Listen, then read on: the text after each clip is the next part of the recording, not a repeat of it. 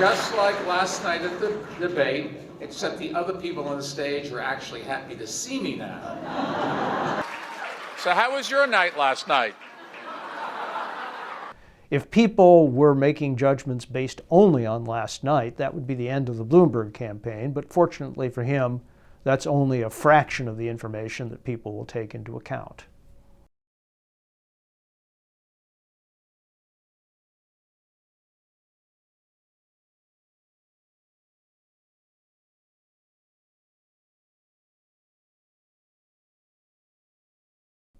He spent months as the wizard behind the curtain. And, as we found out, as we found out somewhere towards the end of the Yellow Brick Road, at some point the wizard has to come out from behind the curtain, and then you find out, how much is an image and how much is reality. But the real winner in the debate last night was Donald Trump. If we choose a candidate who appeals to a small base like Senator Sanders, it will be a fatal error. We need Democrats and independents and Republicans to win. And that was the coalition that propelled Democrats to success in the midterms. And it's the coalition that we need to win in November. And that won't happen with pie-in-the-sky promises and proposals that will bankrupt the country. Voters don't want empty talk. They want leadership. They don't want hand-waving and finger-pointing. Ladies and gentlemen, please welcome the President of the United States of America, Donald J. Trump. And now they have a new member of the crew, Mini Mike. Mini Mike. No boxes. We call them no boxes. He sees our poll numbers and he is scared. That's why he tweets about me all the time. If he didn't care, he wouldn't do it. But he knows we have a record and the resources to beat him.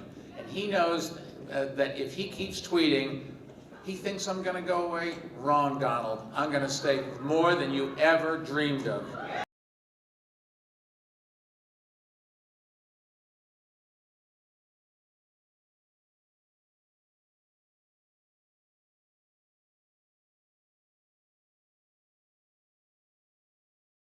There has been very rapid cultural change in at least some areas since Mayor Bloomberg left public office.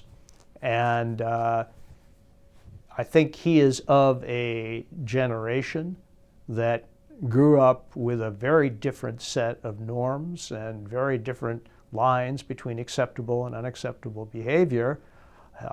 He probably travels in circles densely populated with people of his age and background.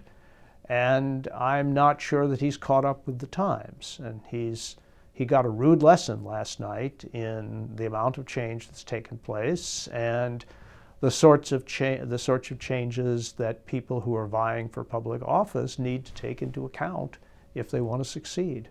Since the Republican Senate didn't have the courage to remove the president from office, it is up to us to do that this November.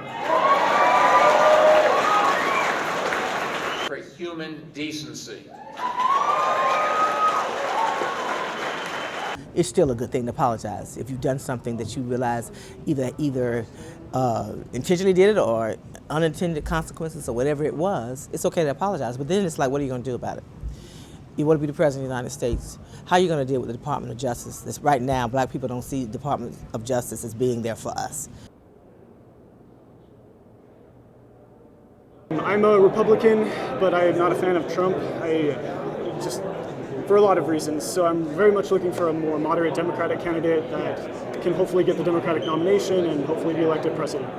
Actually, I was really happy about last night because I felt like they came out pulling the rusty knives out of their backs and trying to shove it into his back, and he did not react negatively towards anyone. If you are ready to protect and defend the Constitution of the United States of America,